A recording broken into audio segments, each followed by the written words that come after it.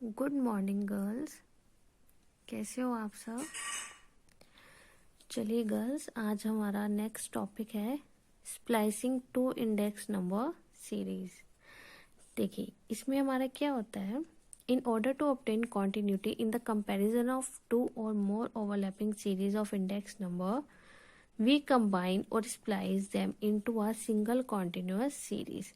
कि अगर जैसे हम कंपैरिजन कर रहे थे इंडेक्स सीरीज में, ठीक है, अगर हमें उसको कंटिन्यू रखना है two or more overlapping series of index number, अगर हमें दो और दो से ज़्यादा की जो हमारी सीरीज होगी इंडेक्स नंबर की, हम क्या करते हैं उनको कंबाइन करते हैं या फिर स्प्लाइस करते हैं एक सिंगल कॉन्टिन्यूअस सीरीज में।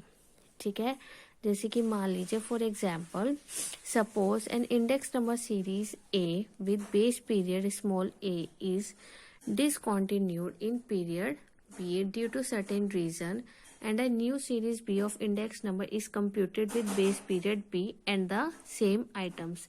जैसे फॉर एग्जांपल मान लीजिए कि हमारे पास दो सीरीज है, एक सीरीज A है और एक सीरीज क्या है हमारी B है। जो A सीरीज है उसका बेस पीरियड क्या है हमारा ए है, लेकिन वो हमारी कंटिन्यू नहीं कर पाई just for a certain reason, किसी रीजन की वजह से अगर ए सीरीज हमारी कंटिन्यू नहीं कर पाई है, then the new series B with the base period B, हमारी इसमें भी क्या है सेम आइटम्स है, तो हम क्या करेंगे इन दोनों सीरीज को क्या करेंगे कंबाइन करेंगे। ठीक है ना। So in order to compare the series B with A, जब हमें कंपेयर करना होगा बी सीरीज को ए के साथ, we splice the series B to A to obtain a continuous series from A onward। हम क्या करेंगे, जो हमारी A इंडेक्स नंबर वाली सीरीज होगी हम उसको ही कंटिन्यू करेंगे with the base period A। So the process is very much alike to that of base shifting and is illustrated below in the table of 3.36। इसका पूरा मेथड किस accordingly हम उसको कंबाइन करेंगे वो हम इस टेबल में अभी आगे पढ़ेंगे। तो वो बेटा यहाँ पर हमें क्या समझा रहे हैं कि अगर हमारे पास कोई भी दो इंडेक्स नंबर की सीरीज है, ठीक है, तो अगर हमें उनको एक कॉन्टिन्यूस सीरीज में बनाना है तो हम उनको क्या करते हैं कंबाइन करते हैं और उनके बेस पीरियड को भी क्या करते हैं कन्वर्ट करके एक ही बेस पीरियड में बना लेते हैं। ठीक है, देखिए जैसे कि ये आपकी टेबल है, ठीक है, splicing of two index number series कैसे करेंगे। देखिए ये मान लीजिए हमारे ईयर्स हैं, ठीक है, A plus one, A plus two, B minus one, B minus one, B plus one, B plus two, B plus three up to so on, ये हमारे ईयर्स हैं। ठीक है, मान लीजिए एक हमारे पास जो सीरीज है सीरीज नंबर वन, उसका बेस हमारा क्या है स्मॉल ए है। हम यहाँ पर दो सीरीज ले रहे हैं, एक सीरीज नंबर वन, एक सीरीज नंबर टू। तो जो सीरीज नंबर वन है उसका जो हमारा बेस ए है, तो हम उसमें कैसे लेंगे, मान लीजिए अगर ये आपका ईयर ए है तो हम क्या करते हैं जो भी हमारा बेस होता है उसके फर्स्ट ईयर को हम 100 मान लेते हैं। ठीक है ना, जो भी हम बेस ईयर लेते हैं उसको हम 100 मान लेते हैं। तो इसका मैं क्या मान लेती हूँ 100 मान लेती हूँ। ए प्लस वन के लिए मैं क्या मान लेती हूँ A1, ए प्लस टू के लिए मान लीजिए हमारे पास कुछ क्या आ जाएगा A2 आ जाएगा। अब टू कहाँ तक के लिए, बी तक के लिए मैं क्या मान रही हूँ ए के मान रही हूँ। ये हमने अपने आप से ही जस्ट लेट किया है कि अगर ये हमारे ईयर्स हैं तो उनके लिए जो हमारी इंडेक्स नंबर की सीरीज होगी उनका बेस हमने ये मान लिया है। ठीक है, फिर उसके बाद जो आपकी ये बी वाली सीरीज ही इसके बाद आ रही है, तो हम हमारे पास जो सेकंड सीरीज होगी अगर हम उसका बेस बी लेते हैं तो क्या होगा, जो हमारे स्मॉल बी है यहाँ पर ईयर स्मॉल बी, उसको मैं क्या मान रही हूँ 100 मान रही हूँ। ठीक है ना, क्योंकि हम क्या करते हैं ईयर जो हमारा होता है स्टार्टिंग ईयर उसको हम बेस ईयर मानते हैं, तो उसको हम किसे मतलब डिनोट करते हैं 100 से डिनोट करते हैं इन द इंडेक्स नंबर। तो हमने यहाँ पर बी को किसे डिनोट किया है 100 से डिनोट किया है। बी प्लस वन हमारा क्या आ जाएगा B1, B2, B3 up to so on.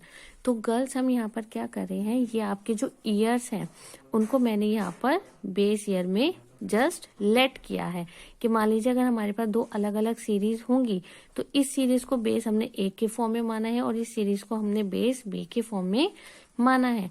अब मैं इन दोनों सीरीज को क्या करूंगी कंबाइन करूंगी। ठीक है, कंबाइन कैसे करेंगे, देखो series two splice to series 1, base हम क्या मानेंगे, ए मानेंगे, कि यानी कि अगर मैं इन दोनों सीरीज को क्या करी हूँ, कंबाइन करी हूँ, और इन दोनों सीरीज को ही कंबाइन करके मैं सिर्फ ए की बेस मानना चाहती हूँ, क्या, स्मॉल ए, तो ये हमारा क्या हो जाएगा, ये एज इट इज रहेगा 100 A1 A2 AK -1 and AK।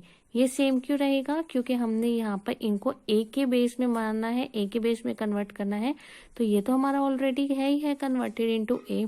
अब हमें क्या करना है, इनको कन्वर्ट करना है इन बेस ए। ठीक है, तो हम इसको कैसे करेंगे, देखो हमारे पास जो फॉर्मूला होता था हम उस फॉर्मूले को यूज करके इसको कन्वर्ट करेंगे। कैसे करेंगे, ये क्या है आपका ऑर्डर इंडेक्स नंबर, ठीक है, divided by 100 into this index number, ठीक है ना। तो ये हमारा क्या आ गया, कंबाइन, जो हमने कंबाइन कर दिया है सीरीज को। ठीक है, फिर हमारे पास यहाँ पर क्या आएगा, A K divided by 100 into this index number, then A K upon 100 into this index number. यानी कि जो हमारा यहाँ पे सेकेंड सीरीज का जो हम बेस ईयर मानकर चले थे, उसी को ही हमने क्या करना है, एक सेकेंड, हाँ, उसी का ही जो हमने यहाँ पे कन्वर्ट किया है ए के, ठीक है ना, उस ए के को ही हम यहाँ पर उसका इंडेक्स नंबर लेकर चलेंगे और उससे ही हमने क्या करना है, इसको कन्वर्ट करना है। ठीक है, चलिए नेक्स्ट देखिए, अगर मैं series first spliced to series second base B, अगर मैं उसमें क्या मान रही हूँ, बेस बी मान रही हूँ, तब हम अगर दोनों सीरीज को कंबाइन करते हैं तो कैसे करेंगे, देखिए गर्ल्स ये तो हमारे बी के लिए ही है, तो ये तो एज इट इज रहेगा।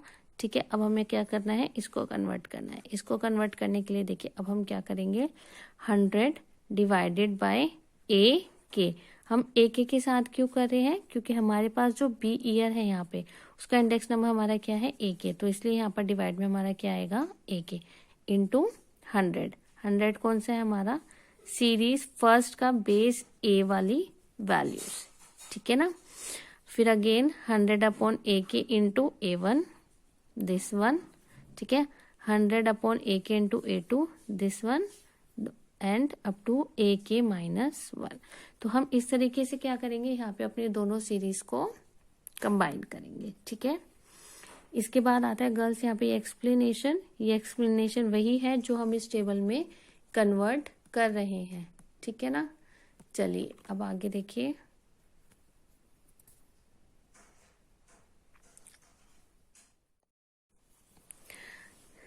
ठीक है गर्ल्स, अब हम उसके ऊपर क्या करेंगे, अपने एग्जाम्पल्स करेंगे। ठीक है, चलिए अपने एग्जाम्पल्स देखिए। नेक्स्ट क्या है आपका एग्जाम्पल 3.28, ये किस पर डिपेंड करता है, आपके इस मेथड पे।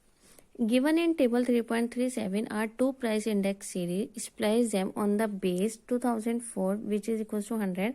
By what percent did the price of the commodity rise between 2000 and 2005?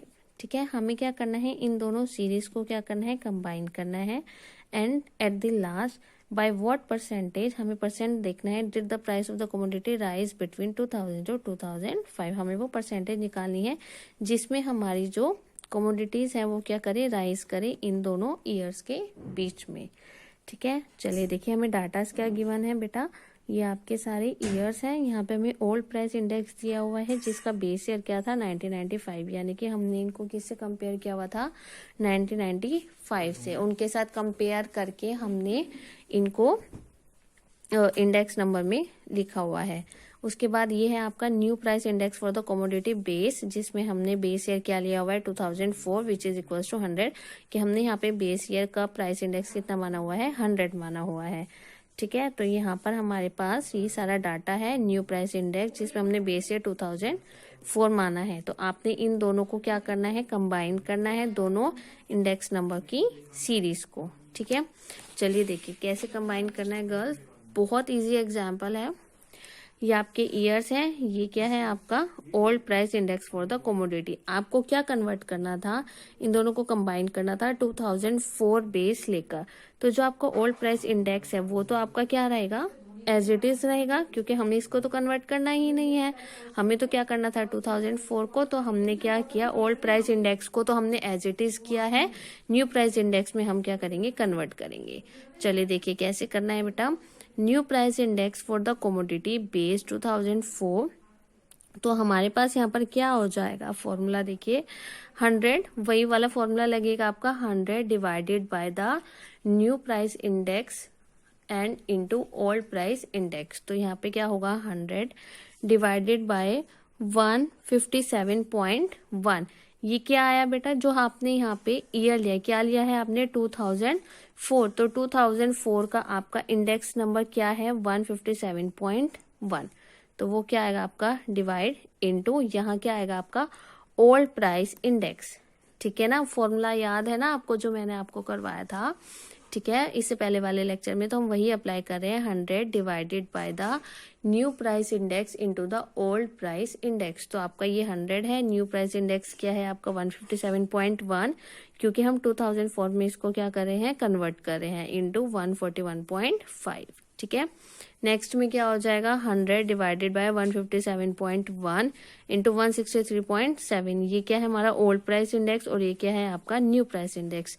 ऐसे ही बस जस्ट सिंपली हमने क्या करना है, इनको कन्वर्ट करना है, मल्टीप्लाई करके जो भी आएगा ये आपका क्या होगा, सॉल्यूशन होगा, जो आपने क्या किया है, प्राइस इंडेक्स को कंबाइन किया है। ठीक है, लास्ट में आपको क्या बोला था कि आपको परसेंटेज निकालनी है। ठीक है, कितना इंक्रीज हो रहा है, तो देखो the percentage increase in the price of the commodity between 2000 and 2005। हमने इन दोनों के बीच के लिए चेक करना था। ठीक है, तो चलिए देखिए ये कितना है आपका 2005 का price index, new price index, और ये क्या है आपका 2000 का न्यू प्राइस इंडेक्स। तो हमने जस्ट सिंपली क्या करना है, दोनों को माइनस करना है और माइनस करके हमने डिवाइड करना है। ये आपका क्या था 2005 माइनस 2000, डिवाइड किससे कर रहे हैं हम, 2000 वाले से डिवाइड कर रहे हैं इनटू 100। इनटू 100 करके बस आपको इसको कैलकुलेट करना है। तो आपको क्या मिल जाएगा, आपको परसेंटेज मिल जाएगा कि कितना इंक्रीज हो रहा है आपका बिटवीन 2000 एंड 2005। ठीक है, चलिए नेक्स्ट आपका एग्जाम्पल है, एग्जाम्पल 3.25। नेक्स्ट है आपका 3.29। ये बिल्कुल सेम एग्जाम्पल है आपका। ठीक है, ये एग्जाम्पल गर्ल्स आप करोगे, कोई डाउट आता है तो आपने इसमें मुझसे पूछना है। बस इसमें आपको मैं एक हिंट दे रही हूँ, इसमें जो आपका ये प्रॉब्लम है, हमने क्या करना है, इन प्रॉब्लम्स को टेबल में कन्वर्ट करना है और कन्वर्ट करके जस्ट आपको क्या करना है, दोनों सीरीज को कंबाइन करना है। ठीक है, फिर भी अगर इस एग्जाम्पल में कोई डाउट आता है तो आप मुझसे पूछोगे। ठीक है, और मैं either in the live class or either in the doubt class, जो भी कंफर्टेबल हमें लगेगा मैं आपको उसमें एग्जाम्पल समझा दूंगी। ठीक है, ओके, थैंक यू।